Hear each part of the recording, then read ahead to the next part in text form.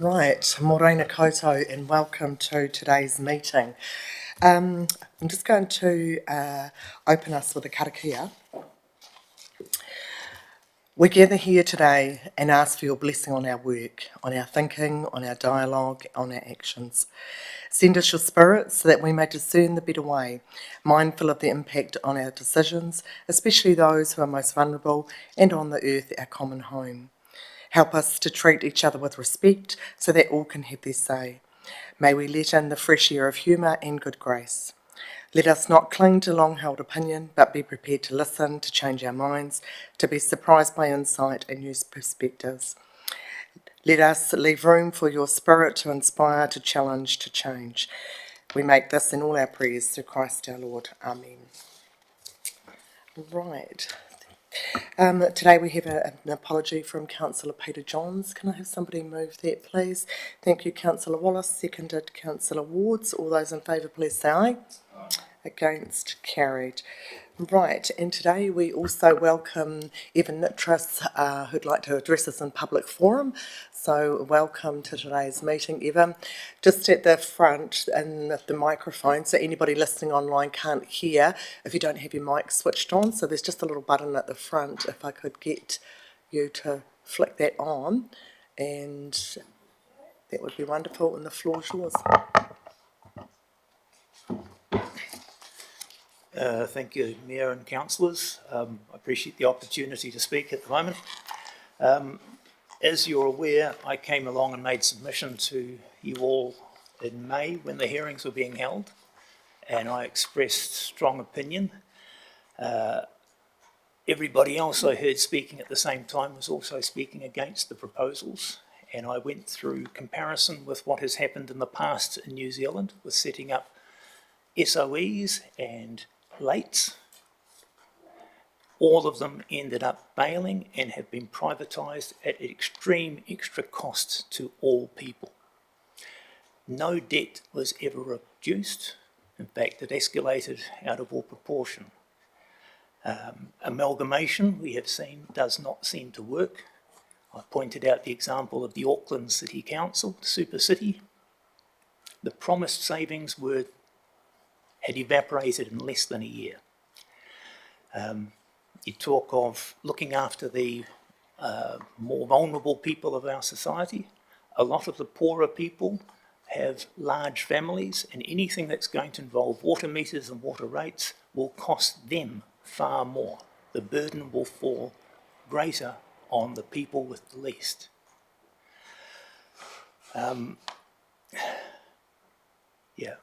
Just because we are being told that we have to do something does not mean that we have to. At some point, somebody has to, in the words of Chloe Swarbrick, grow a spine and say no. It's only by somebody standing up and showing some sort of resistance that perhaps others will join and you will be able to stop change that is not in favour. There must be an effort, and we must try and protect all our people and keep our resources within Aotearoa, New Zealand.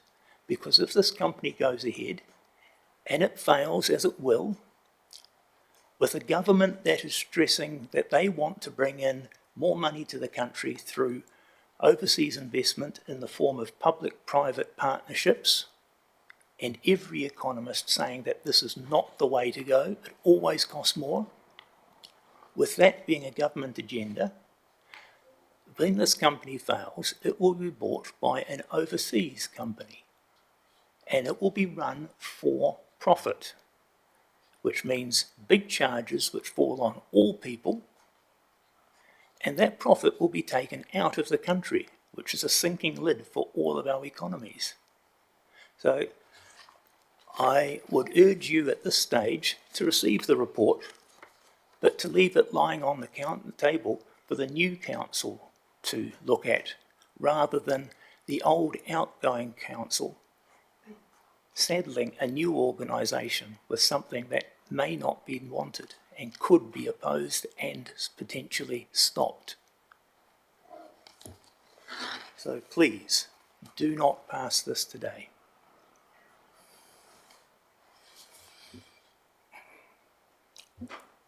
You got a question or clarification, Councillor Wallace? I was just going to ask a question of the person who's. Are we allowed to ask a question of the? Only if you're clarifying the information that, Okay, that no, Evan fine, said, but thank you. if you are, okay. Evan, I will get the Chief Executive to forward you some information just around privatisation and the legislation that surrounds that, preventing that privatisation into the future as well, so that you've got some surety there. Yes, but as I said in my submission in May, any legal protection is farcical, essentially, because laws that you make can be changed. New laws are being made all the time. Old laws are being thrown out. So just because there's a protection put in place now, there is no guarantee at all that that protection will be maintained. It is a false illusion. Thanks, Evan. Councillor Gilmore. Thanks very much, Your Worship. Thanks, Evan, for coming in and for your passion for this subject. I have two questions, one for Evan, one for the Chief Executive, if that's okay. My first one, Evan, is you've talked about your coming in and providing a submission and speaking to that submission through the consultation process. Do you believe that you had the ability to express your views to council in written form and verbally as part of that process? I had opportunity to speak. There was only one question at the time, which was related to if there's legal protection put in place, would I agree? And I said no. I don't believe that's really full discussion. It's almost like falling on deaf ears to quite an extent. No, thank you.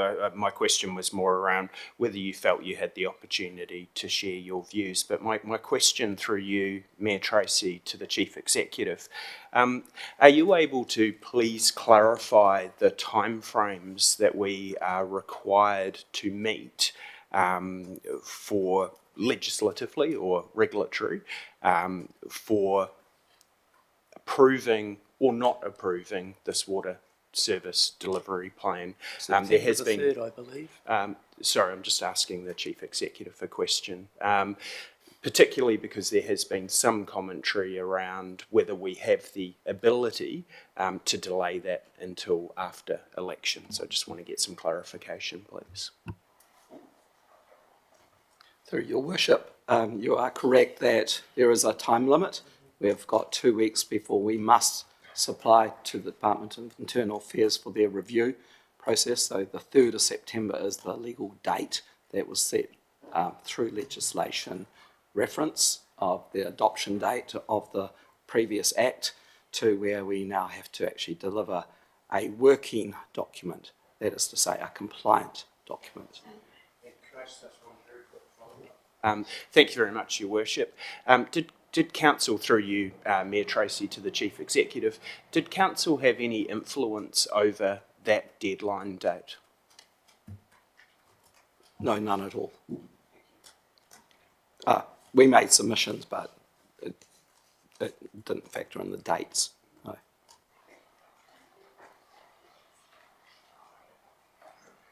No further questions. Thanks, Evan, for coming and letting us know your feelings and your views again, and love to see you stay for the rest of the meeting as well. Thanks. Right, councillors. Now, item 3.1, local water's done well, the water services delivery plan for Wairarapa and Tararua. So Peter, this is your paper. I'll ask you to present some of the points, and then we'll also welcome Catherine. So thank you, Your Worship. My apologies for such a long paper. It's hard work, I know. There's a lot to this. It's crafted in a way that it's got standalone elements in there, just so you know that there is a strong element of standalone capability in that report.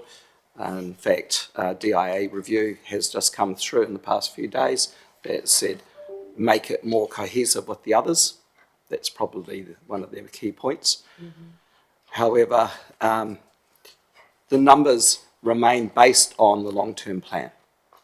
So underlying all of the calculations is our long-term plan. So between consultation and now, the major change is how the assumptions in the model has changed and moved. One of the key elements is that there's now 27.8% inflation, so that's going to knock the numbers up by a third. There are numbers that were in the consultation document that didn't include GST. We have to include GST in all the numbers, add 15%. The assumption for interest cost was 5.3% in the original model. It's now 6%. That's a 13% interest loading over the time. However, the basis for the expenditure is still the original 134 million before inflation, or 150 million worth of capital investment over a 10-year period. That is the driver of the affordability issue that's before us. To give you a sense, I've now gone back through time looking at the history of the last 18 years of what our capital improvement program has been.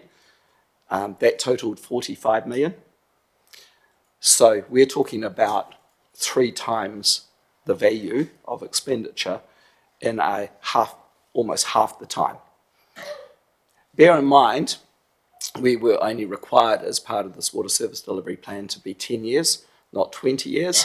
And it's really when you only take it out over 20 years, the advantages of joining with others and being able to adjust the timing of the CapEx program becomes more clear. So the problem that we've now got is that we've shrunk it down to a 10-year period rather than 20-year period. In terms of the risk that we now have, our $150 million of spend would indicate that we're right on the edge of our financial sustainability. I did math deep and buried in this, which would indicate what level of shifting of projects out would keep us just under the non-go level. So it's possible to shift roughly $10 million worth of work over a 3-year period and transfer that work over the following 2 years. So that would keep us below this 500% calculation. But 500% is a high number. What that 500% really means is that the price that we charge our customers has to match the investment level, and so every time you spend more on your CapEx, you have to increase your price. Not that confusing, but it's a mathematical circular issue that makes it quite difficult to explain, because every time you increase your CapEx, you have to work out what the interest cost is. You then have to adjust your charges. You then have to repay what's left over to repay the debt. And that's what the financing companies are looking at. The financial sector need us to pay our loans off on a regular basis. And to do that, they require the price to be adjusted up to ensure that enough debt is being paid off. And this is the difference between the historical approach that we've had with funding depreciation and where we've been, to now funding all renewal programs through debt, and the fact that our debt is now going to be loaded and that it has to be funded through the user charges. And so it comes back to then how can we prove that we're controlling our demand? So the demand management question, the water metering, which has been proven to control people's behaviour because there's a direct association between the cost of the service and the use of the service. It's a super clear approach, and it's been proven across the country as working. It's not a pleasant thing to do, to have to introduce water metering to control demand. But it also has the secondary advantage of identifying where and when leaks occur on a street-by-street and household basis. It picks up those laterals when they fail. So this is the worst case scenario. These numbers that we put together were, what does the community want us to do? What do we have to do? and what does that look like in terms of our capital program. So it really is the worst case scenario. I know the government didn't have a focus as part of this process on affordability. There is definitely an interest in affordability now from the DIA in terms of percentage of household income and what these costs might look like in the future. So they have a much better awareness. So the one thing we've done by bringing all of this together is be totally transparent of what we're facing. If people want us to provide decent drinking water, well-managed wastewater management, there's a huge cost to doing that if they want it done quickly. I think that's the key, is that how quickly can our communities afford to move to a state of not perfection, but compliance. Okay, so it's a worst case scenario. So when we forecast out a 27.8% cost by the end of year 10, we don't think like that. We don't understand what our incomes will be like in 10 years necessarily. This is why, in terms of public disclosure, it's much more sensible to explain it in today's dollars terms, because that's how we all think. So that was why the public consult was done in that manner. I just wanted you to know that it was a conscious decision not to inflate it, even though that's a requirement in our LTPs. It just doesn't make sense to discuss future value of money rather than when it's relevant and pertinent to what it costs us right now. What I will say is that that LTP was done very well. It had a lot of thought put into it and a lot of research. We started off with the water engineers telling us what they thought we needed to do. So this is the WSP and Woods reports that were done to assess the hydraulic requirements of the network. Now, how is the water going to flow, wastewater and drinking water? How does that work in practice? Where is that going to need to be increased for level of service so that there's enough water for growth? So we went through an exercise of looking at the existing pipe sizes and working out what the right size of those pipes were and calculating the marginal cost difference to upgrade those pipes to the right size. So that was the level of service growth element. So we had growth in our budget, but it came from hydraulic modelling. We did infiltration studies, so we now have a high level of understanding of where water seeps into the wastewater system and also gets overcome by stormwater entering. So inflow and infiltration, the two elements of why wastewater gets out of control during storm events. We had the leak assessments done. So we had the 2020 drought where we were all over leaks everywhere. We do nightly tests still to know where leaks are. You can hear leaks in pipes at night. We did full inspection of wastewater and stormwater infrastructure with our underground CCTV system to a point where we knew the condition of the majority of those pipes, except for the few that the CCTV couldn't pass through because they had failed. So we did this for almost 10 years. We have just upgraded that kit so we can continue to understand where the failure points are. We have got data. We know what the data is. We convinced our audit director, who was auditing this in our LTP, that our asset management plan matched the asset data system that we had. She was in our system while she was asking us questions. We had no idea of this, but she was.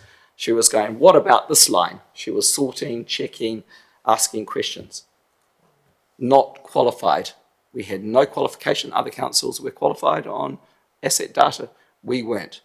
One of the questions she put to us at that time, why don't you have a higher level of expenditure for depreciation renewal? The wastewater indicated that we would have to replace more than we were. It was worse. We put in less in our LTP than would be just driven off age. That's because we said, look at the condition rating. We have inspected that, and the staff know that that pipe is fine, even though it's old. So that was the practical approach that we took. We built it up from the ground up, that whole plan. So there it is, a large plan, a large expenditure. We've now done a growth study. We now know from a district plan process where we can and should build. We're now factoring in floodplain and where growth should go. Now that process isn't finished because it's been held up, but that's probably the last element of what we need to have done. So a good LTP, a true and correct audit, credible numbers. Back off now. This is not that affordable. We are on the record on national TV as saying this is not affordable. We don't like this. So what do we now do about it? If this is putting our council on the edge of its financial capability, how do we manage the risk that puts our council in? We've had 2 successive governments tell us that councils don't do a good job in a timely way on water. We're basically fired, and we haven't quite picked up on it, but that's how I see it. The sector has been fired by government. We're just on catch up to realise this.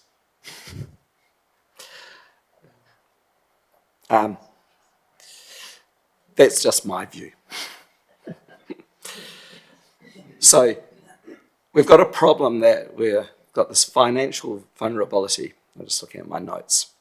So if there's an external shock of any manner, be it another drought, that does take out one of our dams this time for good. We know what Northland experienced when they had no backup reservoirs. They had to transport water to their towns on a daily basis by a fleet of tanks. I remember there was $10 million worth of funding that the NEMA had in response.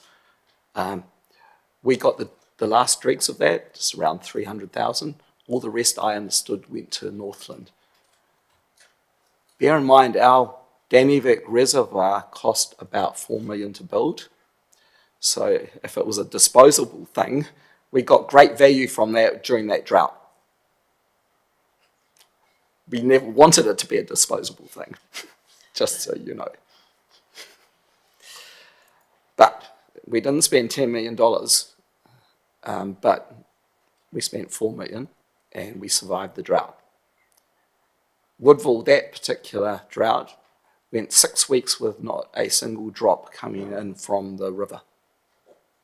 The only reason Woodville survived that, and we didn't have a great cost of transporting water in, was because of the upgrade of their reservoir to a decent size for a small community. Right. So, bring it back. We're on the edge of our financial capability under normal circumstances.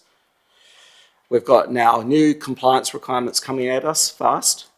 We're told that there will be probably a honeymoon period of maybe up to 5 years. That's helpful, but we have to prepare for it. And if we were to continue to stand alone, we would have to consider the resourcing required for compliance, which is going to be staff related. It's going to be a team of additional staff to service Te Mata Arawai, the Water Services Regulator, and the Commerce Commission. It's quite an insane process, I understand. I get that from the experiences of the electricity sector and Chorus. There isn't a silver bullet for this other than maybe delaying everything. That is not the decision that we're faced with today, but the decision around the capital programs. And to do that, you'll need those regulators on your side. To keep those regulators on your side, you need to follow their rules, basically. And the ministers, respectively, have made that quite clear, that this is the process they want us to follow, and that small marginal councils are not able to stand alone. I've just about done my speech here and preached everything. I've got some bullet points though. This is a structural change. So we're changing the way water will be delivered in New Zealand for decades to come. Successive governments haven't indicated that they are at all comfortable with privatisation of a natural monopoly. This is a natural monopoly. So I do understand arguments around private partnerships and how that might be seen as an issue. In terms of that, we already engaged the private sector for the operational and capital projects. So there is already stuff going on there. And the other thing is that this whole exercise ensures that we have access to low-cost capital, low interest rates, because it's underpinned by the government to the local government funding agency, who is able to basically rely on a back guarantee that the government has to that entity, that financing entity. So there are some real reasons that to secure our future is to ensure that we've got access to funding when we need it. I've got here someone who's been assisting me this whole time, Catherine Merman. Catherine, you're welcome to come up. And so Catherine is the project director for the Wairapa Tararua group. Catherine's been in place since June, taking forward from the post-consultation period to the point where all the DIA templates have been turned into real work for each council and outputs, and has supported the chief executives across this region that we're talking about. I don't like calling Wairapa Tararua a region, but for ease of explanation, it's our waters region. Catherine, welcome. Thank you. Nice to be here. So I was going to ask Catherine just to brief you on some of the other documents, or the main one being the shareholder agreement documents, and also what DIA feedback has been.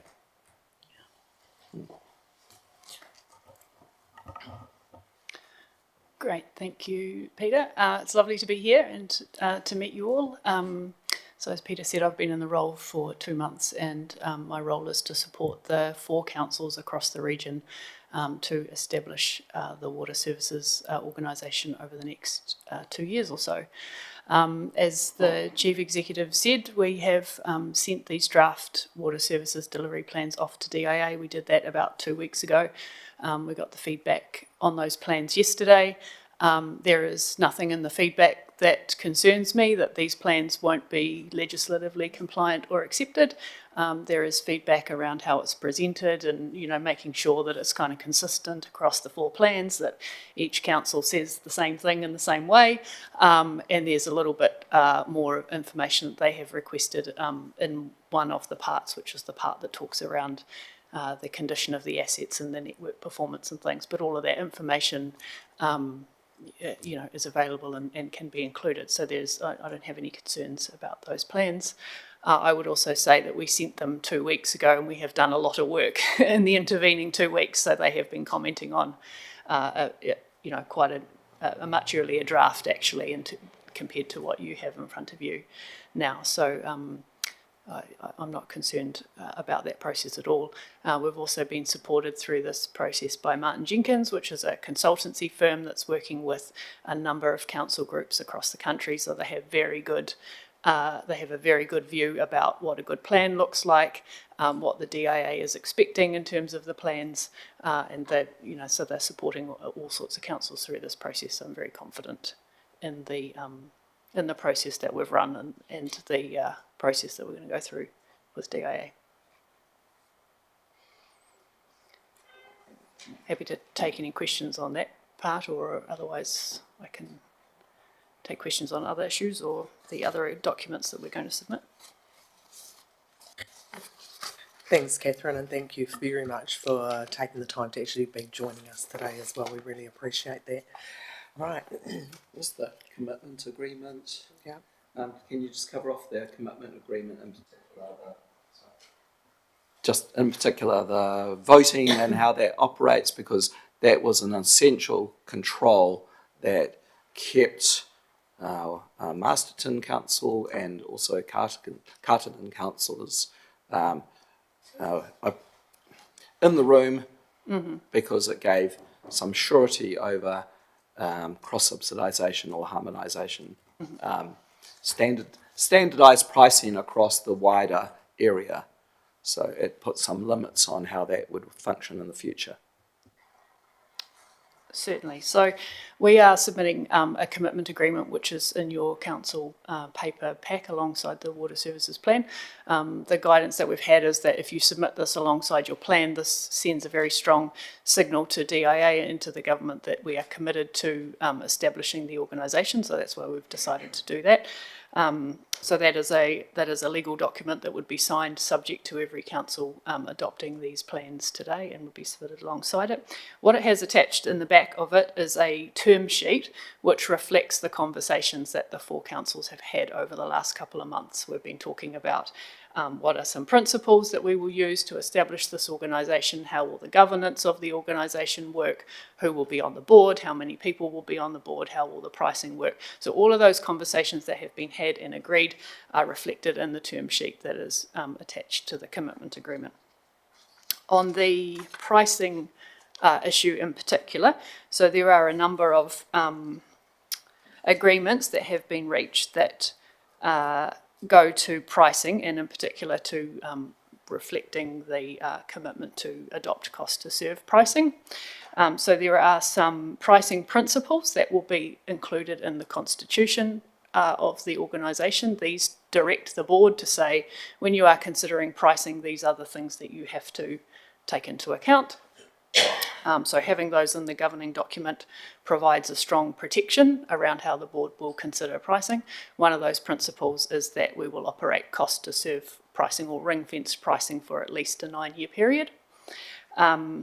There are voting provisions that say that within that 9-year period, if the board wants to ask the councils to reconsider that decision, there needs to be a unanimous agreement by all 4 councils in order for that pricing principle to be removed from the constitution.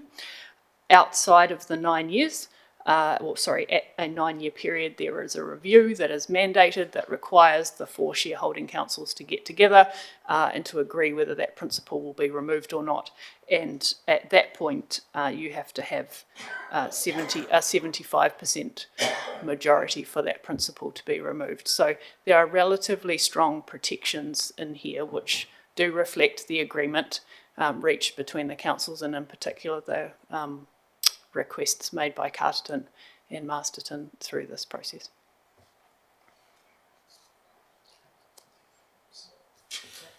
So I've just got some final things before we open up the floor. So the joint CCO Water Services Organisation, we've tried to reduce the number of the letters in the acronym, so it's a little easier. It's not a silver bullet.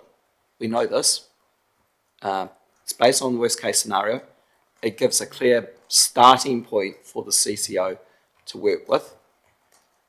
They are required, essentially from day one, to start working on a strategy to bring all of the 4 councils' work programs together and in a manner that will actually achieve efficiency. Although we haven't assumed very much efficiency in the model, that means that they should beat it. The idea is that they should be able to do better than what we currently have suggested. They need a mechanism for balancing affordability and the compliance requirements. That will be key directorship responsibilities.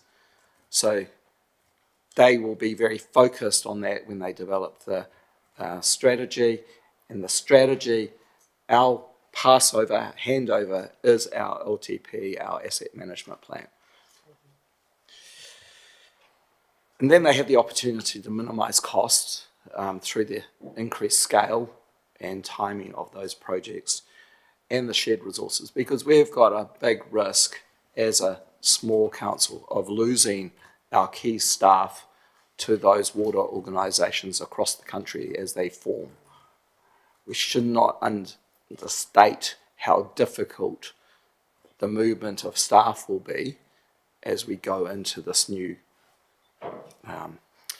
regime, this new approach in structural reform. So there is imminent risk of government intervention. It could happen at 3 levels. The first is helpful. If we can still meet the 3rd of September date, we will have access to internal affairs help, but they are helping lots of councils. Okay, this is the last dash to the line. There is a cabinet decision that might take place to impose Crown facilitators and minister water experts. The minister has indicated strongly that that will be done. That approach will be taken. So post 3rd of September, we can expect cabinet to start talking about who succeeded, who failed at crossing the line, because there'll be some that won't even cross the line.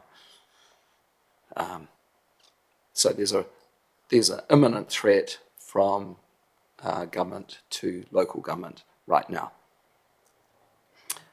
So with that happiness in mind,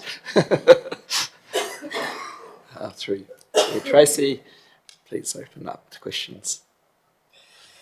Thanks, Peter, and thanks, Catherine, for going through that. Councillors will... Oh, sorry. Thanks. Councillors, we'll go through questions, but if you do have anything specific on a page or a graph, if you can just let us know, and Peter will bring that up on screen so that everybody can see that. I've just made that arrangement because it is complex today. Right. Yeah, look, and I think let's just go see what comes up. I think there's no easy way, but I also know that there shouldn't be any question that goes left unsaid either. So I think we'll just manage that as we go through. I've given it a fair bit of thought, and I couldn't come up with a great, with the perfect strategy. So I thought actually we'll open it up, make sure that everything that we feel or need clarification on is asked, and I think everyone can see it at the same time if it was any of those graphs. So, Councillor Wards, you'd like to kick off with the first one? It'll be one of many, Tracy. Peter, Catherine, the team, an amazing amount of work gone into this. 6 years ago when I sat around here, I was gobsmacked about what I thought was the lack of information around our critical assets, and having seen in those past years and been reassured again by you this morning, we're in a good space to understand now what we're facing. So I'm very keen to do the big picture stuff first. I also want to question what the next 9 years might look for our community, Peter. I was very, very keen when I first started reading this paper was to get a real good understanding about what we can control, what we can influence, and what is going to be ultimately a requirement for this community, and how we might mitigate the risks or get the best we can for Tararua. So let me start by understanding what the next 9 years might look like. From what I understand here, the long-term vision of achieving economies of scale, of getting the best deal when it comes to our resources, our expenditure, and the community having to pay for that, probably won't be realised until those 9 years have gone. You've indicated that the figures that we have in a lot of detail in this paper match what we've proposed in our LTP. In the next 9 years, we're going to have a few more of those LTPs, and we're going to have at least 9 annual plans. And I guess I'm asking you the question, what do you think over those 9 years will change? We have the ability to slow down our CapEx, but what do you think will change around whoever's sitting around this table every 3 years around some critical decisions that we might have to say, look, ratepayers, we've got no choice, we have to do this, it's going to add, to our rates at this stage. I'm trying to get a sense of, is this going to get away on us? And I'm not sure you can probably answer that because of all of these other factors that are going to be outside our control. But what will the next 9 years look like for our community if we sign off on this plan today, Peter? Thank you. So, through your worship, thank you, Councillor Sharon. The issues that the next council will face, so next year, is the actual formation process. So quite simply, there are still decisions to be made. So I think Cabinet will be quite strongly influenced on whether the sector succeeds in their mind over the next 3 weeks or not, and that will shape how future legislative adjustments might take place. And they might come at the sector and require groupings of councils. So reasonable chance that those that are suggesting they want to stand alone will have that decision removed because they had that chance, they lost it, so now it's going to happen. One advantage to us in this paper that I put forward is that we get to choose to work with the Wairarapa councils, who we know are very similar in size to us. We're the second largest in that group. The others aren't too far behind though, to be fair. Some have big CapEx programs in the immediate 10 years, some don't, some are just beyond the 10 years, so it hides the actual advantage to them of being in together. So the next year will be still quite dynamic entering into a national election. What's clear under the current government is that they have no interest in funding our sector. So, and that could change if the government changes. If there's a realisation that the amount of push that has been placed on local government to deliver improved levels of service, and don't think for a second that this CapEx program is really about level of service and growth.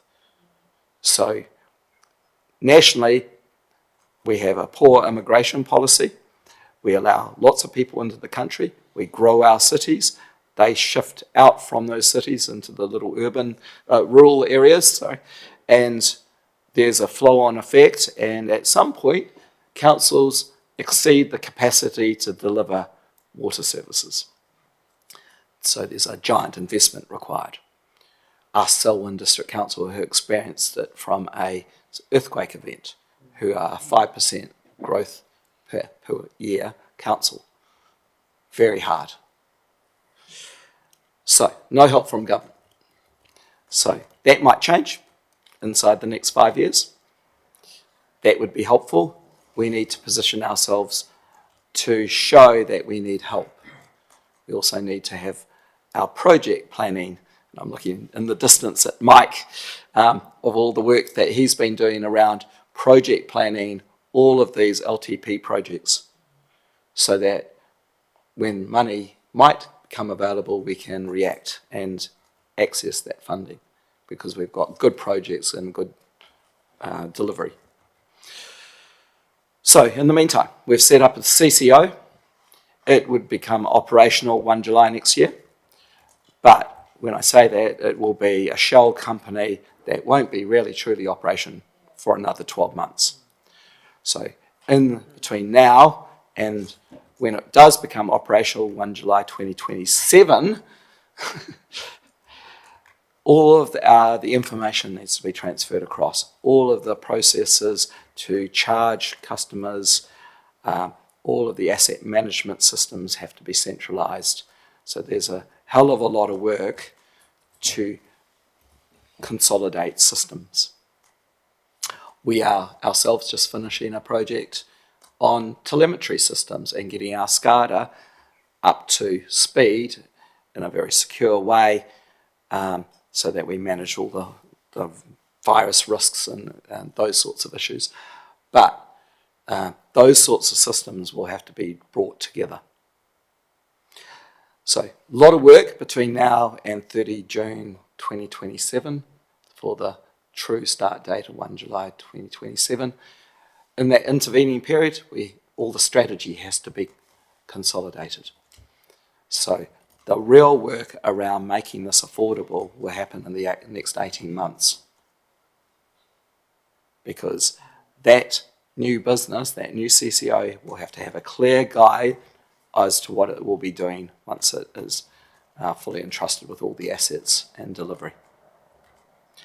So, how do they then do it? For the next 2 to 3 years, they will settle down and bed down all of their processes and start getting those efficiencies rolling through. The price efficiency, they will be having to do tenders of contracts. They will be now aligning work programs, so renewal programs in each of the different towns over a wider area can be coordinated.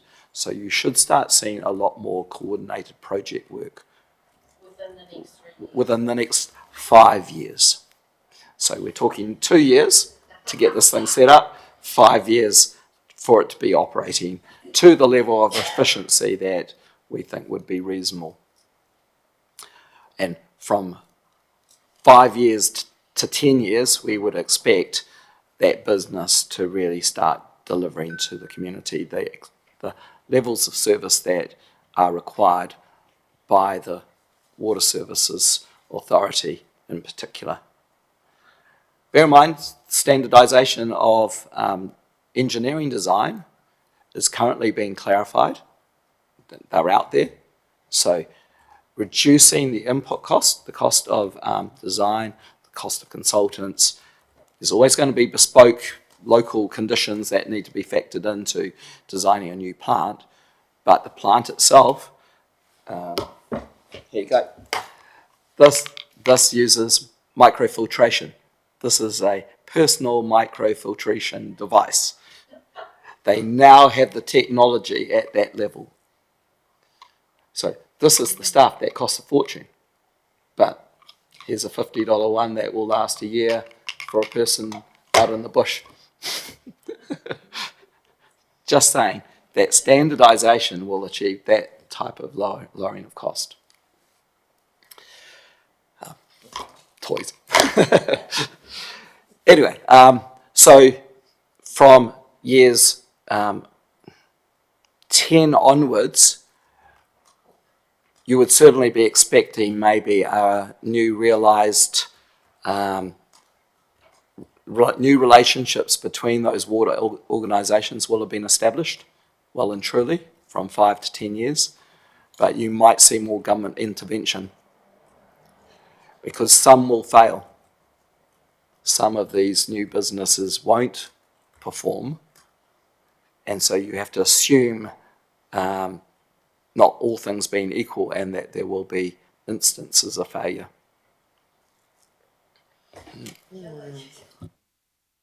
Given that last bit, yes, council awards. It is supplementary, thank you, Mayor Tracy, because what I'm trying to nail down, Peter, I appreciate that long-term view, but what I'm trying to nail down is is that as we sit around this table every annual plan and set our rates, I'm trying to get a handle on what we will have to just accept because we've signed off on this versus what we can actually really change. And, you know, we've all sat around here and we've deferred capital expenditure in order to bring the rates down and make them more affordable. How much influence are we going to have on that? Or will it just be, nah, you've got to do this, therefore the rates are this, and we can't change anything? I know it's a tough question, but I really am trying to understand what our influence and our decision-making ability around that CapEx program, which is pretty much what we're told we might have to slow down in order to bring affordability back. So I'll work with Catherine on this one. Catherine, do you want to make... I'll start and you can tag in if you like. So you have influence points during the transition and once the entity is established. So the main influence, the main task through the transition for us will be to look at this capital program across the region and to say what does a well-sequenced, prioritised capital program look like. When you look at the capital program across the 4 councils, it's something like $450 million.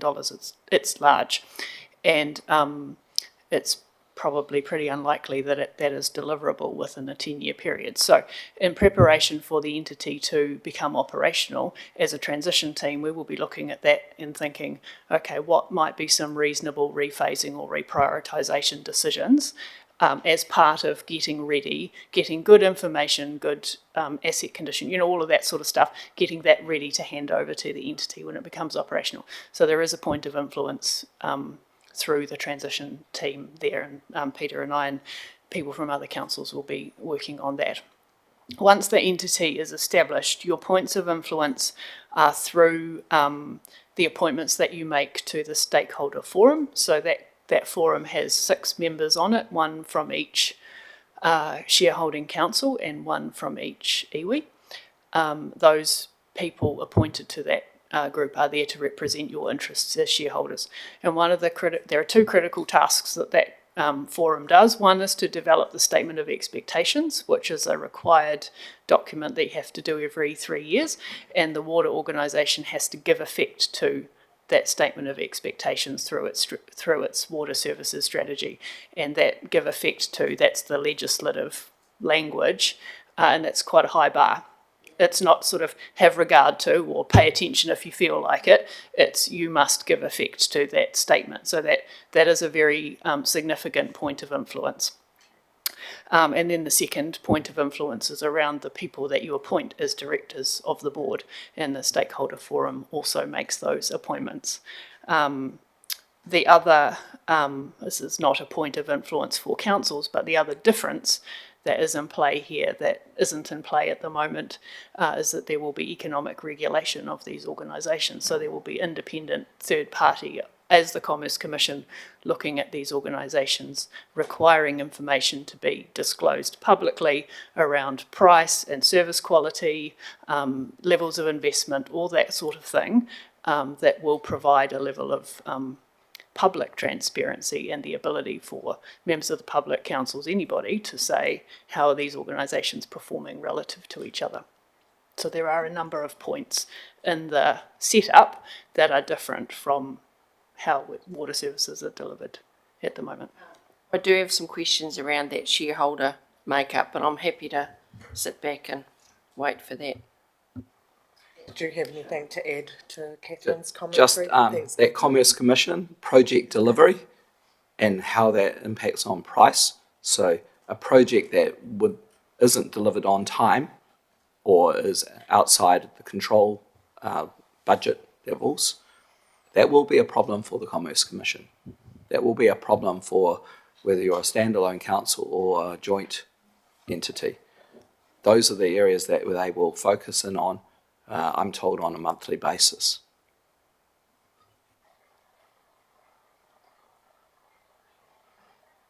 Thanks. I'll come back for your other questions, Councillor Wards. Right, I've got Councillor Gilmore with one and then Councillor Franklin. Thanks very much, Your Worship. I've got quite a few questions as well, but but what I might do is just group a few of them together, so we're sort of spreading it around a bit. And I do want to dig a little bit more into sort of a supplementary to what Councillor Wards was talking about, and you have touched on some of the bits I wanted to look at, but when we have a look at what's being proposed, and I absolutely appreciate that it's a worst case. Potentially it'll take 5 years for some of these efficiencies to come in. That's not talking about rephasing projects, obviously. That can happen much, much more quickly. But costs are projected to more than double over the 10 years as a worst case, which would be completely unaffordable for our communities. And I think we acknowledge and we accept that, so that's of no surprise to anyone. I was very interested though, Catherine, you talking about the points of influence that we might have prior to moving over to a CCO, and what's jumped out at me is Central Hawke's Bay. There's been some media around some of the work that Central Hawke's Bay's done on their capital projects phasing and timing to significantly reduce their projected costs. That's obviously not without risk, some of what they've done. I just want to get a bit more of an understanding though of this council and potentially the next council.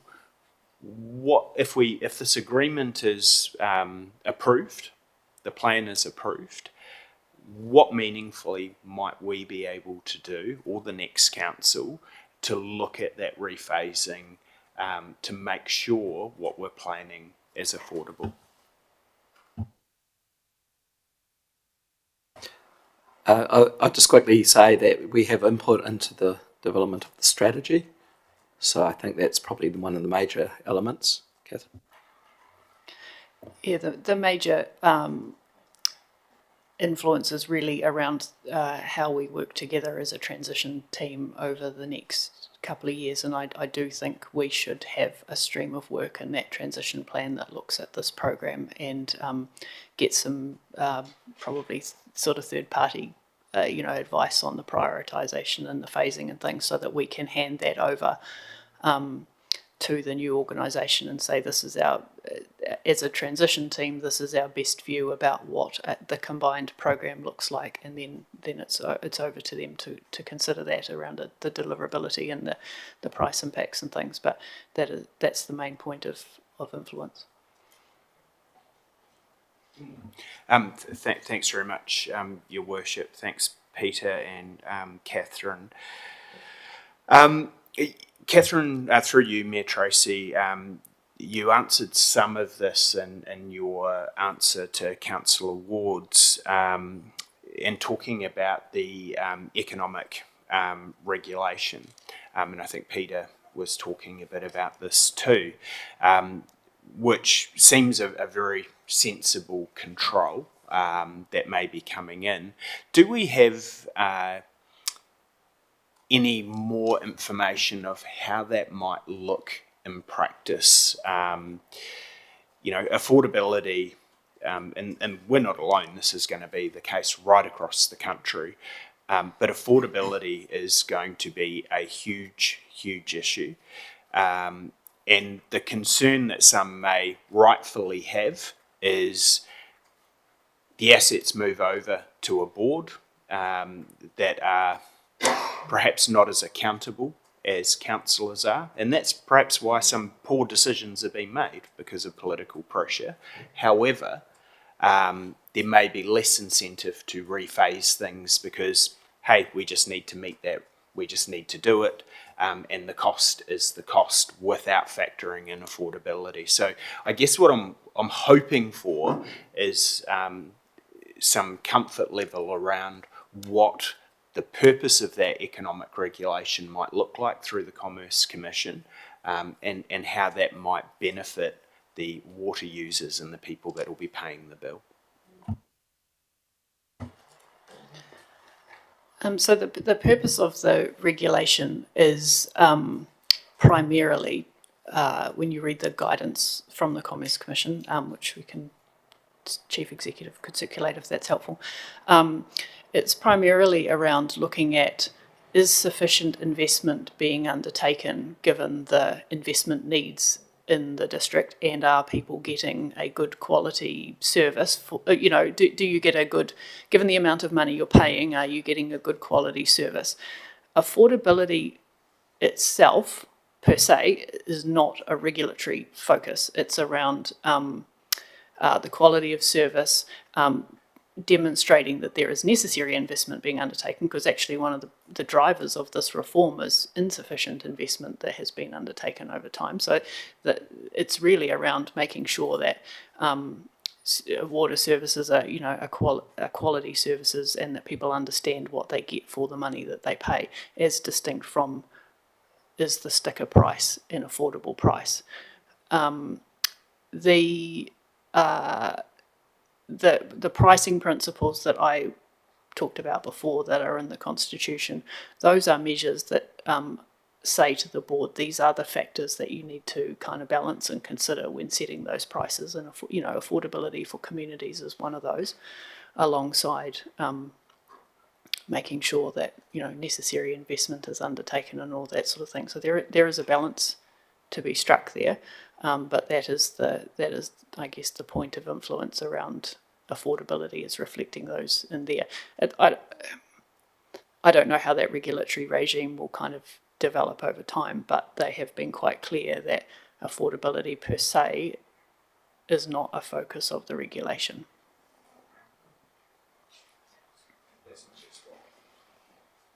Thanks, Councillor Gilmore. Councillor Franklin? Thank you, thank you, Worship, and through you to Peter. We talk about YT, and we talk about the fact that we are the second largest entity in that process. However, there's not been any more discussion around the possibility, it could even be probability, of amalgamation in the Wairarapa, and how that, if that did happen, if those three councils decided to amalgamate, what impact would that have on our district? Is there a risk to us? Yeah, so because I had Catherine explain that voting, the unanimous decisions, so that means that we might be one of only two in the business, but we still have that voting power. So there is a way of controlling big decisions. We also party to the statement of intent development, that was expectation.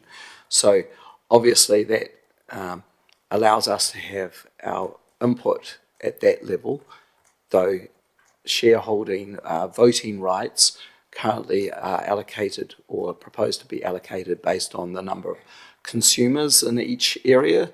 So that will be influential as well and work against us.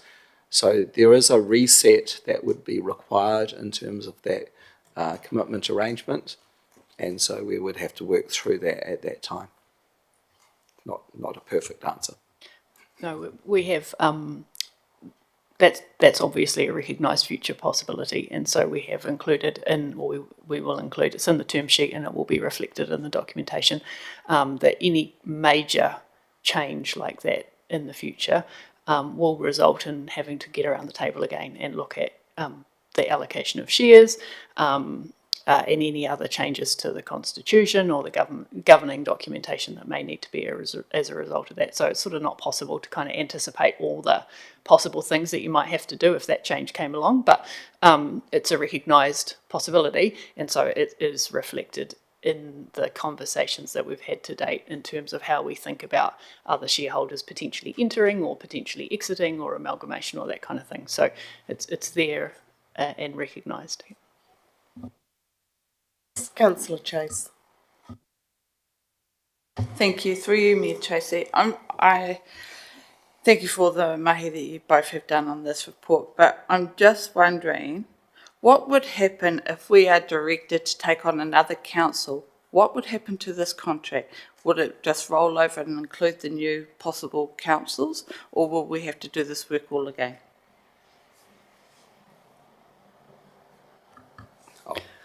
You don't have to prepare a water services delivery plan again. That this is a one-off regulatory sort of hurdle that we go through in order to establish the organisation.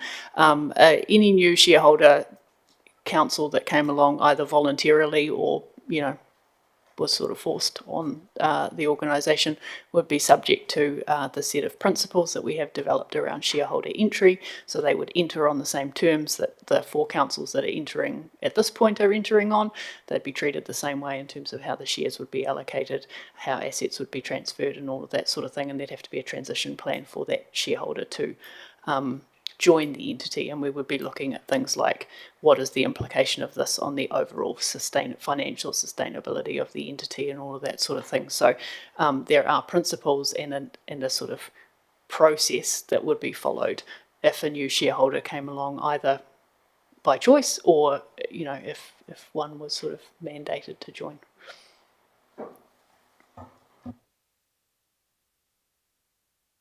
Thank you. Councillor Wallace. Yeah, thank you. This is a wee bit like a fruit salad. And I mean that in a very... I'm sitting in the fog, because the lens is... I wish I could see a crystal ball and see what's happening going forward. Because we're looking at... Have we got any certainty about bipartisan agreements? No. You alluded to that, Peter. So we could be, and another election's coming, if we're talking about certainty here. And the thing we're only talking about is getting water to our houses. We've had all these regulations come in on us.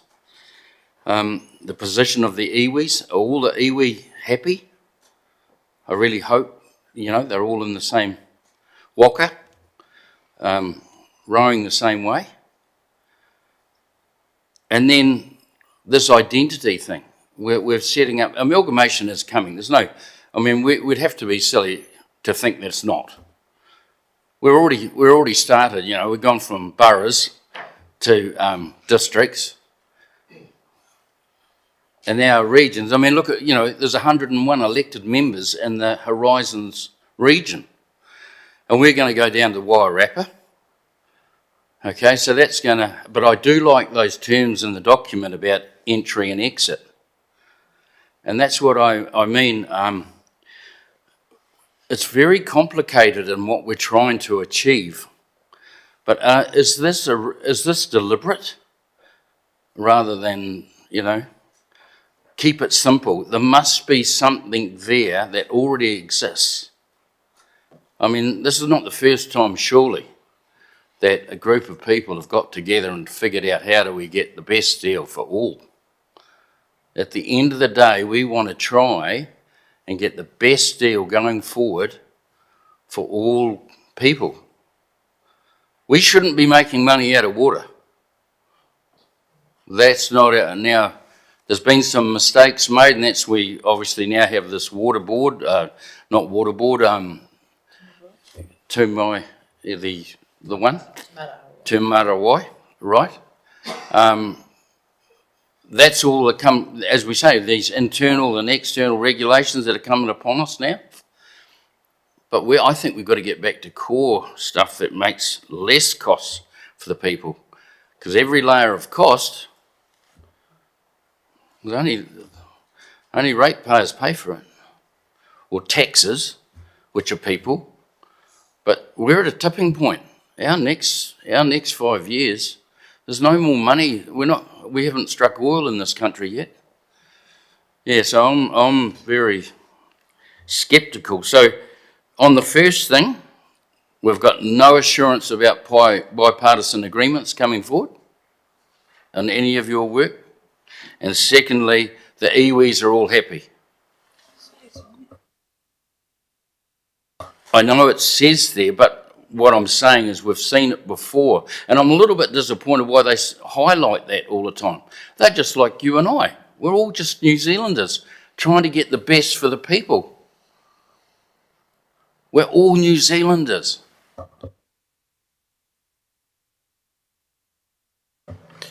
So just to clarify, the bipartisan, you're talking about national politics, Labor and national, because the one thing that we know is that both Labor tried to force this on us, and now National is giving us the opportunity to choose. I don't think the choice will be there next time.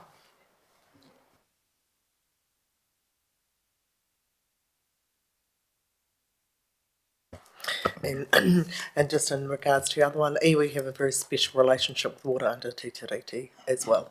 So that is why they're there. The Taumata Arawai is the regulator, and part of that is the systemic failure of those regulations being met, and the number of unconsented wastewater ponds throughout the country, and the underinvestment in infrastructure that was identified a decade ago. Yeah. So that's where that comes from, if that's any help. Right, I'll go back to Councillor Wards.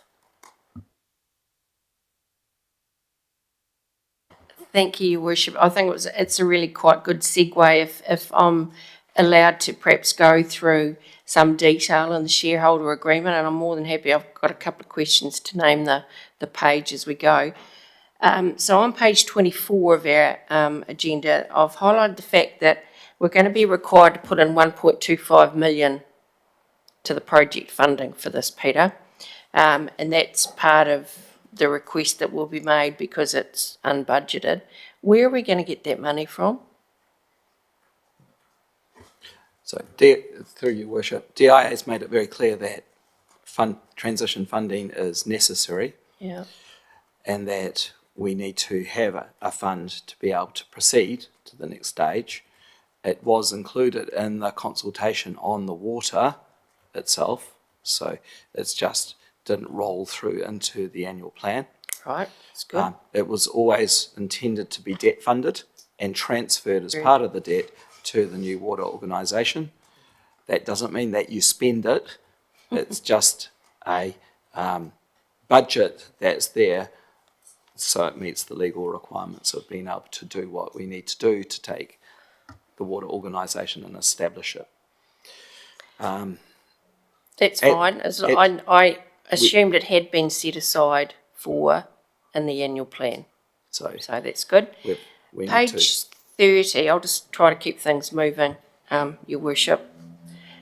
Can I just clarify? Catherine does need to leave at 11, so if we want to utilise that time with Catherine, just noting that. Thanks, Councillor Woods.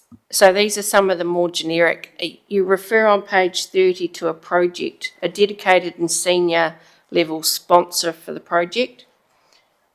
It's clause number E under council responsibilities. At what level within our council would that sponsor be appropriate? Sorry, I'm digging in some of the governance and stuff that I want to really understand. So you're looking for a sponsor, and then also in our stakeholders forum, we're looking for a representative. Page 30 of ours. Yeah, page 30 of ours. I don't think Catherine's best. Oh, sorry. She might not have that numbering. So it's under key activities, Catherine, under council responsibilities. So I guess what I'm asking, Your Worship, is we're going to have a resource within council that will be getting paid. Item. What E? E. Yeah.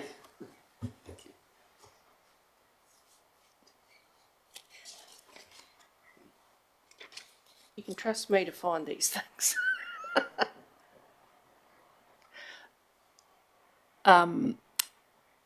That doesn't necessarily mean person working in the project. That means the person who owns the project in the council. So Within that would the be the council chief setting. executive of the council. Okay, Yep. so possibly the chief executive.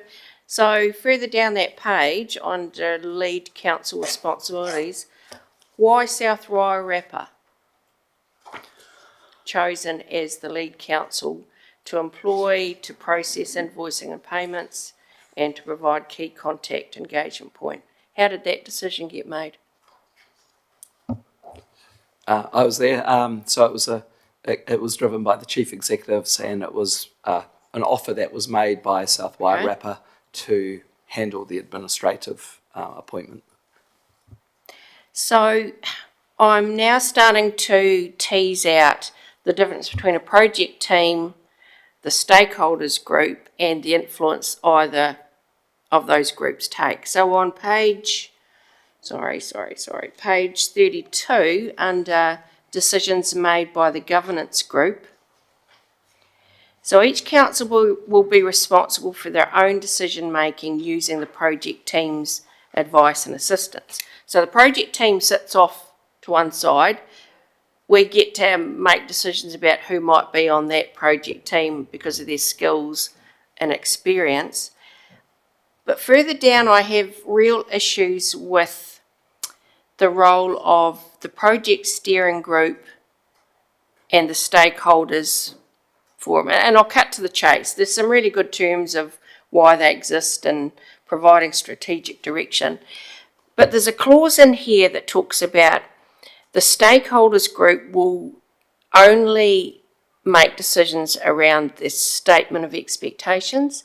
They are not approving the budget going forward.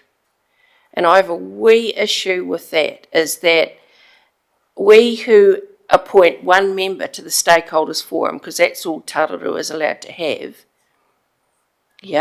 so we've only got one voice on that six member body, and yet that group is the only chance where Tararua has a voice. And yet, as it's outlined further here, we don't even get to decide on what the budget will be.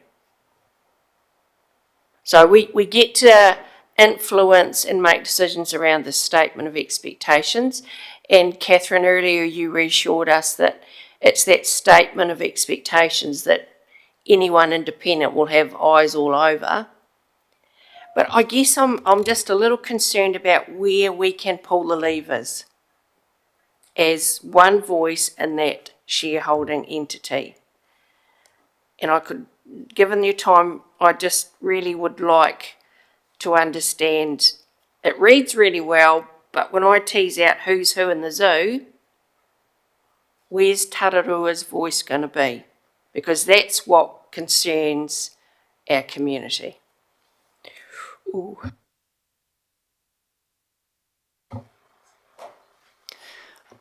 So there's, I think through your questions, Councillor, there were some questions around sort of the project structure that applies during the transition as well, and then the structure that applies when the organisation is established.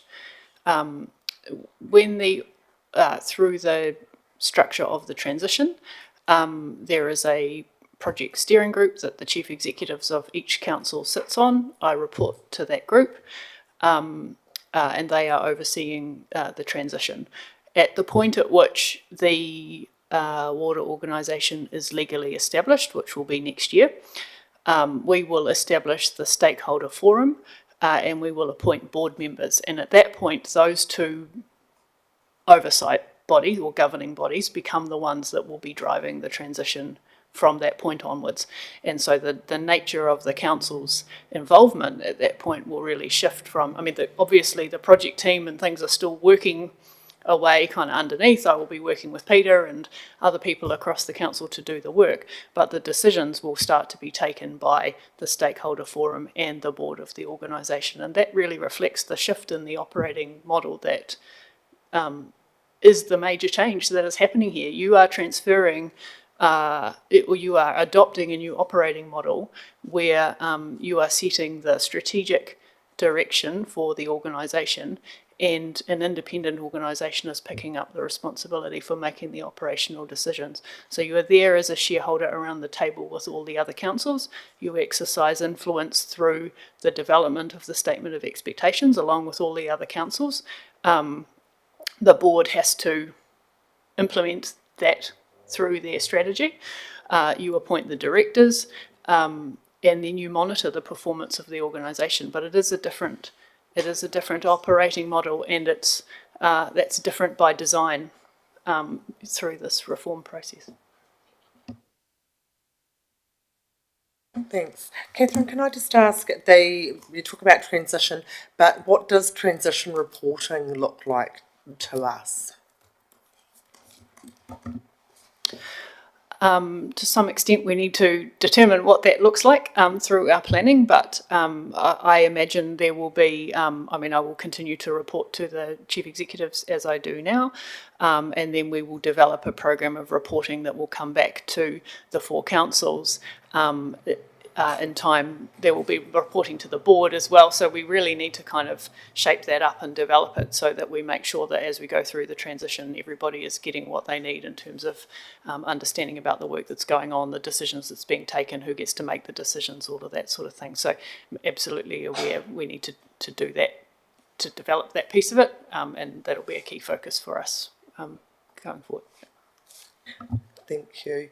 Can I just touch, are there any questions, given Catherine's got 8 minutes left, that we feel we could directly benefit? I'm happy to take those first. Councillor Sutherland. Thanks, Ms. Tracy. I've got some views, but just a quick questions before Catherine goes, actually. Just the, what was it? The cohesion that the DIA wanted was just seeing the 4 models, the plans from each tidied up a little bit. That was the cohesion. Did the was the DIA and did they have make any comments about the cost, perhaps let's put it simply, the affordability issues, the variations between the 4? Was that an item that they were talking about at this point of time?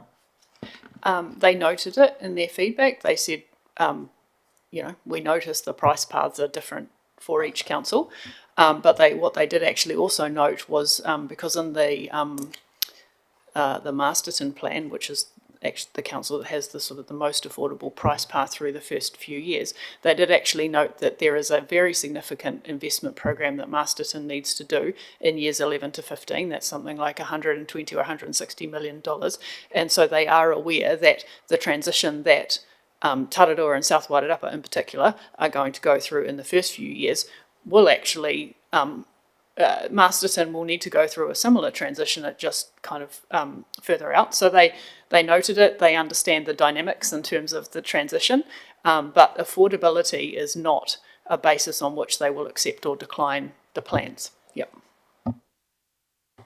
Yes, because some of us went to infrastructure commission seminars, and also during the development of the plan we were looking at 20 plus years, and that's upon what the 4 councils were doing, and then of course we've been compressed to 10, and the costings have become quite scary around the countryside, and so that's the issue. I'm sure that most councils are concerned about in the public right now, seeing those published figures. It is a bit scary, but the reality of affordability will probably change as this group.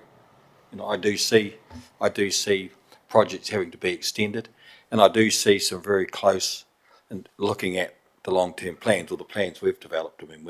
Our plan is completely comprehensive with $150 million worth of projects, some that I didn't even know myself were in there, really, actually. But I see some of those may be stretched out to make it work personally, but before you go, the only other thing the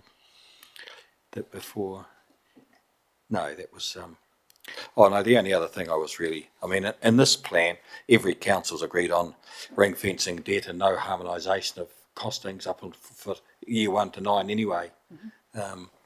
This issue's been pretty much similar around the country, but 1 or 2 councils have agreed with harmonisation, actually, and a couple of them, interestingly enough. But just questions, I think.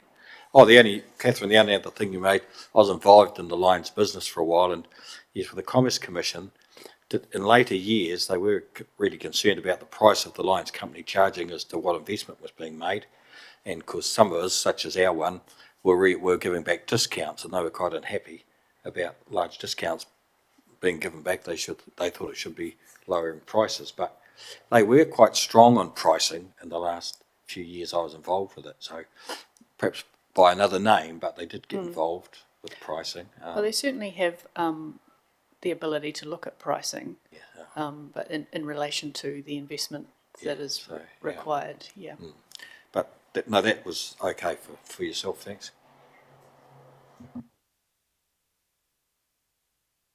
Right, we've got 4 minutes before Catherine departs. Is there anyone else that has a question for Catherine? Councillor Gilman. Thanks very much, Your Worship. And look, this may be one that Peter could answer, but I saw there wasn't any others. So, and I did just want to jump in to the ring fencing for the next 9 years, and I can totally understand why some of the other councils would have made that a non-negotiable. But what are the risks for us? And you talked about the very, very large capital project by one of the partners that is just outside of that 10-year period. What are the risks for us of funding our own deficit that we have in our infrastructure ourselves, and then in 9 years' time, because of our voting bloc, and our voting power, them being forced to contribute to a huge, large capital project in another district. And I note, and this is why it was sort of one for you, that our voting power doesn't give us a veto. So I know, Masterton would have a veto over everything when it comes to that. Sure, us and South Wairarapa together potentially would have a veto, but I just wanted to understand those risks a little bit more. I understand why ring fencing is valuable. I understand why that time limit is there, but it's very challenging for us because we can't necessarily see what happens year 11, 12, 13 for this huge project. You're right. You can't see past the commitments that are there at the moment, and so it's not. I can't tell you what will happen past those commitments either. But I think, obviously, there is that review that you will participate in. At that point, that review would be subject to the board advice. So you will have information and things to consider and make that decision. I think that it's also true that I think sort of when you hear the conversation around ring fencing or harmonisation, it's kind of always completely ring fenced or completely harmonised. And I think there's probably many, many points in between that might exist there. So through the next 5 years, the entity will be required to actually look at its pricing structure, irrespective of the question of ring fencing, which is about is there any subsidy that flows between one district to another. Irrespective of that, it has to look at its pricing structure and standardise that structure across the districts within that 5 years. So it will have to look at things like, should there be a fixed charge and a volumetric charge, or should you have different rates for residential versus commercial and all of that kind of thing. So it's going to have to think about those things anyway. And then when you get to the question of harmonisation or not, there are still a bunch of choices that probably exist in there. So you might have a sort of partial, you might have a harmonisation of a part of it and a ring fence of a part of it. So there's kind of lots of variability in there that hasn't been explored at this point because we're at the first kind of hurdle. But so I don't think it's going to necessarily be a question of completely ring fenced or completely not. I think there's still a lot of water to go under that bridge.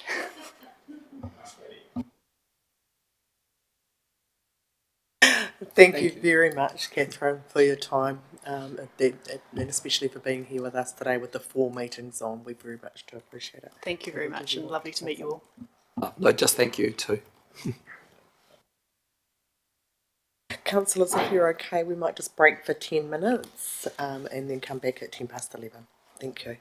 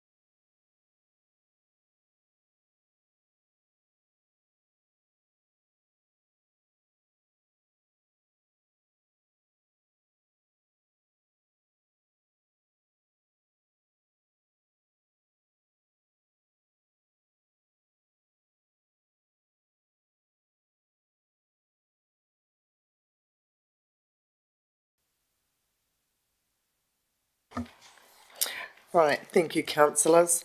Next question, we've got Councillor Petty Webber. Thank you, Your Worship. I just wanted to ask, a while ago it was brought up about going out early, and it could have been an incentive to us to go out early, and I've looked through the paper, but there was nothing there. Is that gone, like, is that been thrown out, or it was just something I remember being mentioned a while ago? Councillor Aaron, just clarify what you were talking about. You mean completing the water service delivery plan earlier? Yes. Yeah. Okay. My interpretation of the going early was councils that joined together and it was working well, there might have been an incentive for an organisation to receive some assistance. But we haven't heard anything further from that, but that's the way I interpreted the question. So I can now in that context, I can explain that when we did approach Internal Affairs, they sought additional funding for transition to us, and we got $250,000 funds allocated because we were working together well. So, and that has been able to help fund all of this work to date. Oh, no, that's great. Thanks, Peter. And I thought we were ahead of the game, like, you know, at the start, because staff like you were quite organised, and we had a lot of our plans and that done already. So we did get a benefit from being ahead of the game. Thank you. Thank you. Councillor Sutherland. Thanks, Mayor Tracy. I just wanted to bring up, and I think Councillor Scott just mentioned it to me, but the concern has been obviously with the costings from year 1 through to year 10, the rate which we probably have to agree could be totally at this point of time unaffordable, but time might tell there. But there was just the other issue that obviously with passing over our assets and other issues, we're going to be left with what we call stranded overheads, or there'll be staff and assets and other issues, other matters transferred out of the organisation. So one would hope that there'll be a reasonable discount lowering of rates as this happens, won't there? So that will be counted against the cost of water to some extent. And in our region, I think Jeff,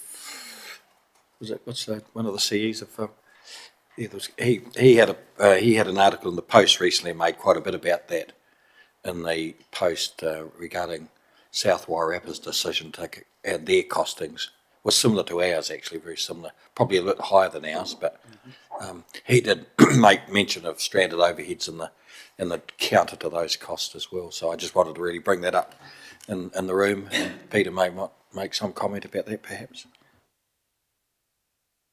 Thanks, Kerry. Just before I'll get Peter to answer that, I have asked the finance team through the finance and performance reporting at the end of the month to actually dig in a little bit around the stranded overheads and explain what that means. I just didn't think we had quite had enough on that, so we've popped that in there. But Peter.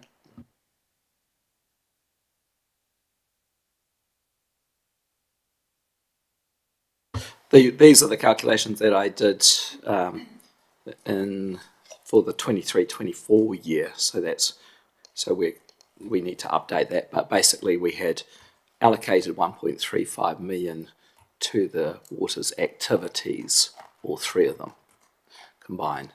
So it was then a question of how did that compare to actual costs, and that was the exercise of looking at all 133 staff that were employed or intended to be employed at that stage, because there were vacancies as well. So that's the moving target part, is that the organisation is constantly changing. But essentially, strangely, our actual costs were quite similar to what was being allocated. That is not the case with other councils. So other councils have much more significant variances. This was just complete luck that our allocation, which is based on multiple measures of footprint of room size down to how many PCs is used, all of those aspects come together in terms of what generates the overhead allocation. But when I actually analysed based on amount of direct staff involvement with waters, of which there is a chunk and whose employment is in this mix, and the new water organisation, that's one of the most serious aspects, is confidence for the staff that they will be able to be employed by this new water organisation. We've got that assurance in the legislation that's just been passed at third reading yesterday. So that's where that comes from. It's in there, it's built into it, and there's a process that we'll have to follow. But then there's a governance element. So it's yourselves as elected members knowing that you spend a reasonable amount of your time worrying about waters, particularly as these changes have taken place. It's been an intense term for you to understand this journey of legislative change that's been thrown at us from Labour to now National. And your time, you will not have to spend the time on this as a risky area of running a business for much longer if you proceed. The debt issue will disappear for you. If you have a climate event, which I think we will have climate events in the future, you will have choices whereby at the moment you're quite limited in the capacity that we have as a council to make decisions around how to repair things. We get things repaired, but if we have a major event that strains us financially, we will find that very difficult.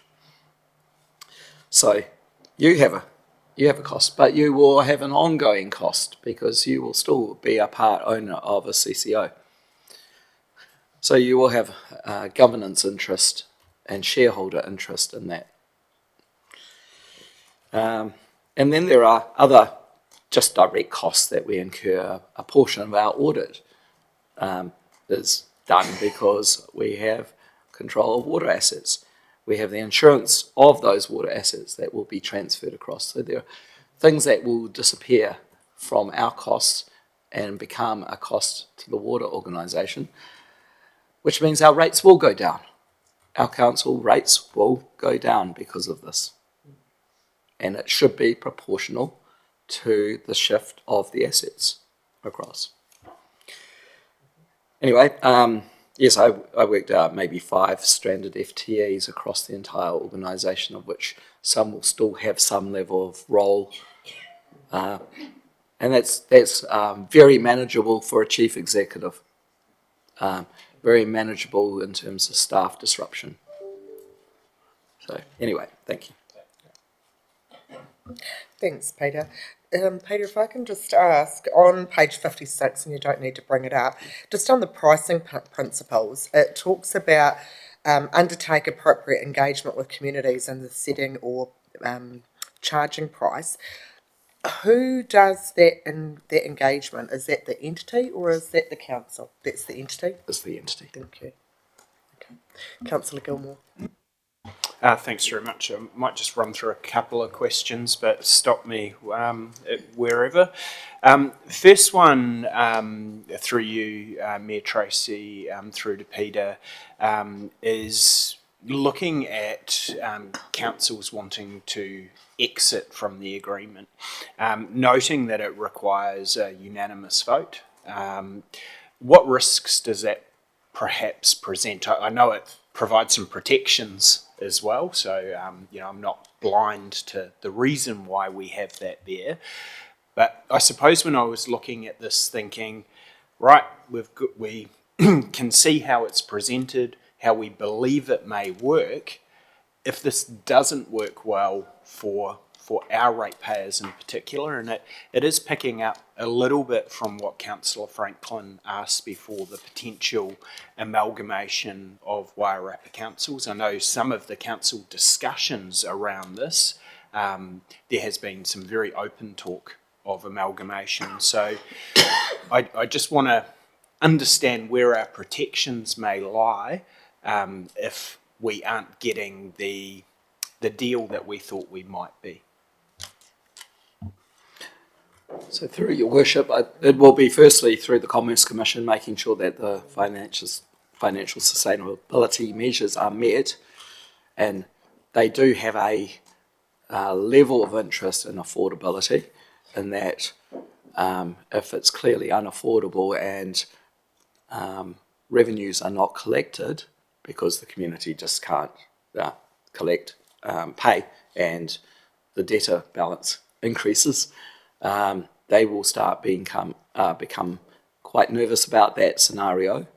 So there might be a financial sustainability driver that the Commerce Commission itself picks up, and a non-performance issue, and at watch reference to the Minister to say we've got a problem over here. I think the government's quite experienced at having problems with health boards of the past. So that would be the kind of example that I see how effectively have governments responded to the health sector. I don't rate it, it does worry me that if something goes wrong, but if we've got another legal way of withdrawing, then that will create natural tension at a board level. I think you would get to start controlling, as shareholders, the board members, because if they're not performing, that's your responsibility to have the board members respond to the shareholders. You start removing board directors first. So there are mechanisms that you would affect, I think, well before you get to the point of requiring to move. So I would be advising council who is dissatisfied with performance to say, let's control this via the board and via the statement of expectation, because it's not going to be resolved overnight. Exiting, we've got to need a plan to exit. The plan to exit might be to look at neighbours north and west of us, so align with a new area, or approach the Minister directly. And I also note in the contract there's provision for mediation and arbitration for certain things. So thanks very much for that. Now I just want to jump to page 100 of our agenda. We don't necessarily need to bring it up because it might be quite a quick question, but I note on there it looks at projected surpluses. So it's more of a general question. I just wonder if you could explain how the projected surpluses work, why that would be desirable to be having surpluses. I know that may jump out at some people, so it's worthy of some discussion. So, Councillor Scott, the objective of the surplus is for it to be made available for the repayment of the debt in a manner that is at a speed that the lenders are agreeable to. So this is this range of 8 to 10% of the value of the debt must be repaid annually. And that's quite a lot more than faster than what our current Treasury policy requires, which is 20 years, so only 5%. So from 5% to 10% would suggest that the price has to increase a great deal. But to offset that, the funding of depreciation is no longer expected. That's the subtlety of this change. So debt funds all capital programs, but depreciation, while it's reported as an expense, it doesn't have to be funded. It's through you, Your Worship. Thank you very much for that, because I think some people might see surplus and associate surplus with profit, that it will be operating in a similar way to council, that it's not there to make profit.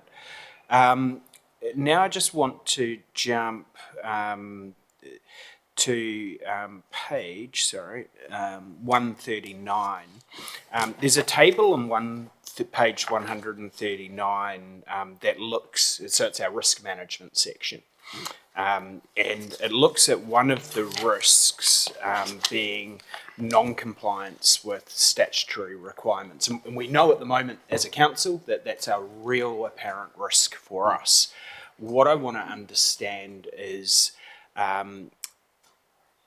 once, assuming that the new CCO is set up, who carries the risk for non-compliance? Is that the CCO or is that individual council still in any way? It's absolutely CCO. Yep.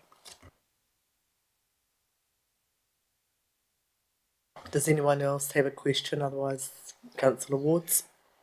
Yep, no, that's fine. We'll just mix it up. Oh, where? Sorry, I just need to clarify one aspect though. Remember, there's a transition. Thank you, Your Worship. It's in the financial stuff, Peter, and there's certainly plenty outlined in there. I have a couple of questions. One around fairness and equity across the district in terms of allocation of where the finances land. And I guess I'll use Ekatahuna versus Dannevirke. Now, have we taken one of the factors of the population level in each of those areas to bulk it up and average out across, a connection cost, or as you've highlighted in there, across the years where, and I guess it comes back to the argument that we always have when we're setting our rates about ensuring that, there is an element of common good, but at a slightly higher level, have you got a sense and can explain to me, has the populations in our southern and northern ones been factored into coming to some of these financials? Or have you said, nah, we're all the same, even if there is an element of, if there's less in the south, for instance, versus more in the north, are those in the south having to take a punt on covering off the more populated areas? Sorry, that's a very vague way of asking, but I think fairness and equity across the district should have been included in this, and I'm just seeking an assurance that it has. So fairness and equity are separate things. Yeah. They sound like they're the same, but they're not. An equitable system is an even-handed approach to how you do it. Fairness has elements of affordability, I think, in it as well. So what we have done is model 0.8% growth for the district as a fundamental assumption that says household numbers are going to increase by that. We actually did 1.1% because we've now got the actual stats for the first year of the LTP. So we now know that we actually beat it by a little bit, but they're not big numbers in that respect.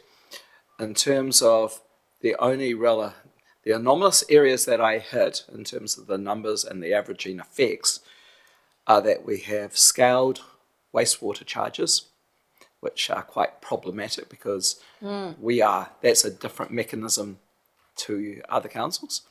We're quite bespoke and unique.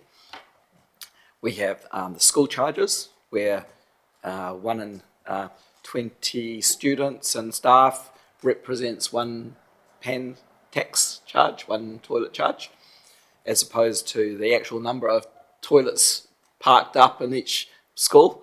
Doesn't make sense for us to force them to cement every single. We want them to grow. We don't want to block them. However, Pongaroa Water is probably the next one, which is the rural scheme, not the town. The town is considered part of the district-wide rating for water, drinking water purposes. And then you have all the extraordinary users and those that have meters who are charged on a completely different basis once they exceed the minimum charge that everyone pays. So you've got very different ways that we make charges. The school one, for instance, is credited by way of remission. So whereby the scale charges, it's just a reduced charge for each connection above up to a maximum. So all of these have made the averaging calculation really difficult. I know Pongaroa, on the rural scheme, there's 60 odd connections on the scheme, which use they have hundreds of connections. So what do we choose? Do we choose the hundreds of connections, but then their cost is less? So it's, when you drill into the detail, it's quite complicated to come up with a number. How many connections do you have? We have lots. What do you want to know? Yeah. So it's difficult, but we do have growth by towns. We did actually do that, but for the purpose of this exercise, that's too much detail. Too much detail. Just one more question, Your Worship, because you've talked about Pongaroa. I remember in the early days of our discussion, Peter, I was seeking an assurance that the likes of the Pongaroa and Akatio schemes, how far down the pecking list would any attention be shown compared to, our larger groupings? They are referred to in here. I didn't get a sense of where they might be in terms of the projected expenditure over the 10 years, but just as a rough guide to me, have they been given the due attention that every other area has been taken, or because they're slightly different and slightly set up differently, they would be further down when expenditure might take place there? Thank you. So there are two aspects to it. It's Te Mata Arawai Water Services Regulator. Their view on the size of towns does matter. And so they look at them quite differently in terms of compliance and reporting requirements. So we go out weekly to Pongaroa, but we need SCADA systems that tell us exactly what's going on all the time. So they have to comply with that because they're considered around the 200 person area, up to 200 person system. Dannevirke, being the biggest town, of course, has full compliance. And we also, I'll raise it now, fluoridation. We had mandated fluoridation. We had no choice. Whether we wanted it or not, it was required of us and paid for by, as a capital project, by Ministry of Health, by the Director General of Health. And that still on the table is Woodville and Paetua for that to be put in, but not the small. So you would say that the smaller get left off that must comply list. So there is some pragmatism in there. When we did the hydraulic modelling, the master plan, we focused only on the 4 towns because they were the ones that had the most technical issues regarding gravity-fed pipes and complexity, where the sumps were and those sorts of things. So they are treated differently from that perspective. And then you have to look at, well, what compliance for treating water and wastewater. Dannevirke has got sophisticated treatment systems for wastewater. We've got multi-pond, microfiltration, UV, DAF units. You've just about hit it with a brick.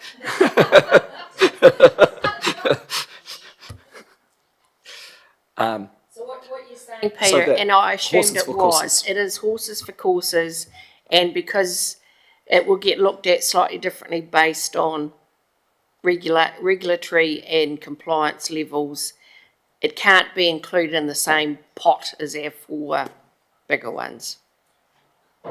not in the same way for compliance purposes, but it's been done in the same way as we have as a district-wide rate for the majority of those systems. Thank you. Thanks, Councillor Gilmore. Thanks very much. Your Worship, I only just have two final questions, if that's okay.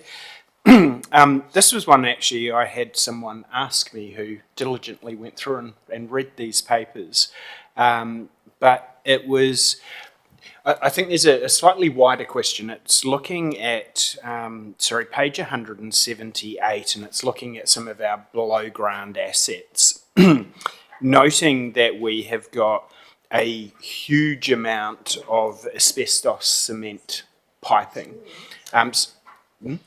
So there's page 78 of our. Oh no, sorry, page 78 of our papers. So yeah, asbestos cement piping, 26,756 metres. So slightly wider question of, there are some high risk assets. That's one that's underground. We talk about how we know our assets much better now, which is encouraging and scary at the same time. But when we've looked at our pricing, has the risk of, let's use that as an example, the asbestos cement piping, has that been factored into our renewal assumptions? I can't be sure all of it, but absolutely the critical ones have been assessed, and is one reason why years 3, 4 CapEx program blows out, and in some of the latter years as well, where the main lines are being renewed. And that's probably the best one to shift out if you want to take risk, because it's got the easiest big dollar impact to shift out, but you can see the risk. That would be a very hard decision for a council in the future if we remain responsible. Thanks very much, Your Worship. I think that's where the skills-based board can really come in, because unfortunately I think that could become an all too easy decision that could have some really significant consequences. My final question, and thank you very much for how comprehensive the report is, but looking at the board, so the skills-based board that will be appointed should we go ahead with the CCO, is there any guidelines on how much they might be paid? I know there's been some questions in the community about what the costs could be, particularly from duplicating or changing their governance structure. So has there been any discussion, any thought, or any perhaps limits that government might set on remuneration for the skills-based board? So, through Your Worship, we, the transition team originally, did some number crunching, but we didn't know. We weren't sure. We haven't gone to the market to establish exactly what it would be. It has to be commensurate for the risk that they're taking and their expertise. So it's not going to be free. We know that. And we're hoping that by getting a professional board and then averaging the cost over a much bigger number of connections, then that obviates, that helps absorb that cost. Because the other thing is that we see, whilst you can reduce some overheads, you'll pick up new overheads. And I think the example of Auckland Council earlier, you can use the improved level of service that you get when you do consolidate up. That often absorbs a lot of the cost saving that might have otherwise taken place. So you're basically doing a better job, but by doing a better job, you're not getting the same reduced value cost. You're getting better value but reduced but you're not reducing the cost. So you do it well, and hopefully that means you get really good decisions around the investment and the funding and the financing, and that's when you get the efficiencies. The procurement, joint procurement is a big deal. Joint project management, another big deal. So these are the areas where a professional board needs to be able to do hard work and make sure that those elements are done by the professional employees of the new entity. Another problem. So, does that help answer the question, perhaps? We looked at the 5 million and originally and divided it by 4, and what will that buy us? And we knew that it would buy us good directors, a good base staff, and an entity that would be able to transition all of the software systems across. So, yeah.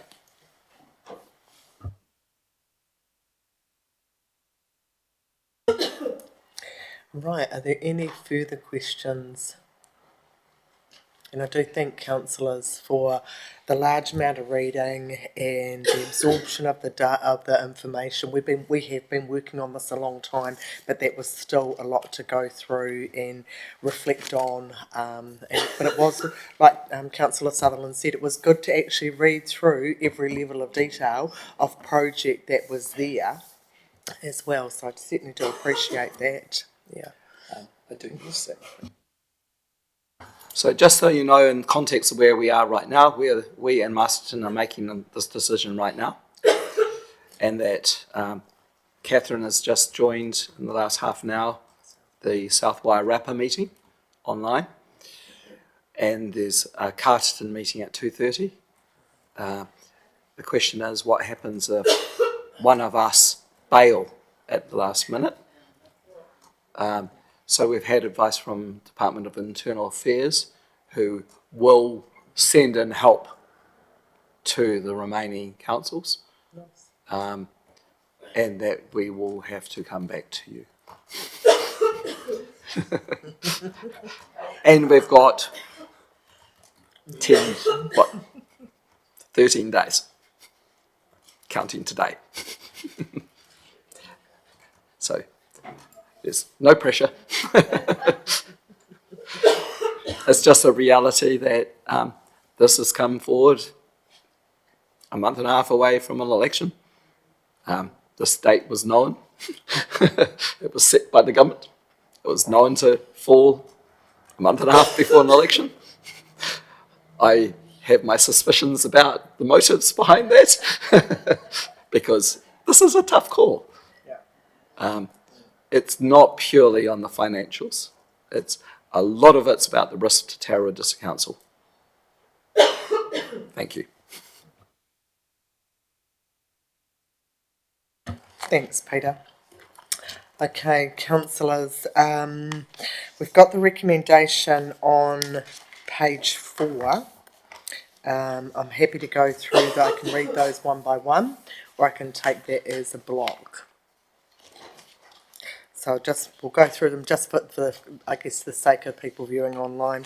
So the recommendation 1.1, that the report from the Chief Advisor dated the 26th of July 2025 concerning local waters done well, water services delivery plan Wairarapa and Tararua be received. 1.2, that Council approves the water services delivery plan for Tararua District Council and a Wairarapa Tararua Water Services Organisation to be submitted to the Department of Internal Affairs. 1.3, that the commitment agreement be submitted to the Department of Internal Affairs as an appendix to the Water Services Delivery Plan. 1.4, that the Council delegates to the Chief Executive the authority to make minor final changes to the Water Services Delivery Plan as required prior to Chief Executive certification of the plan and submission to the Department of Internal Affairs. 1.5, that the Council delegates to the Chief Executive the authority to prepare the Water Services Organisation Constitution and Shareholders Agreement in line with the commercial agreements appended to the Commitment Agreement. 1.6, that council notes the final form versions of the consultation and shareholders agreement will be brought back to council for approval in September 2025. 1.7, that council approves 1.25 million of unbudgeted expenditure to meet Tararua District Council's share of Water Services Organisation establishment costs as set out in the commitment agreement and as included in the public consultation on this matter. 1.8, that council authorises that the unbudgeted expenditure be capitalised and borrowed and transferred to the Water Services Organisation to go live as part of the council's transfer of water-related debt. And 1.9, that council approves that the Water Services Organisation be legally established on or before the 1st of July 2026 and operational on or before the 1st of July 2027. Do I have a mover for those recommendations? Yep.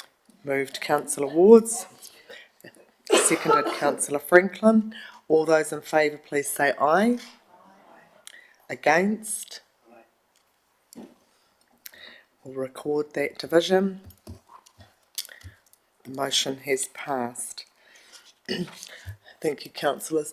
The comment that I reflected on as we were going through this, and affordability is a key issue, and we've always discussed it, but at the same time, it's through those affordability challenges that we haven't done some of the things we needed to do.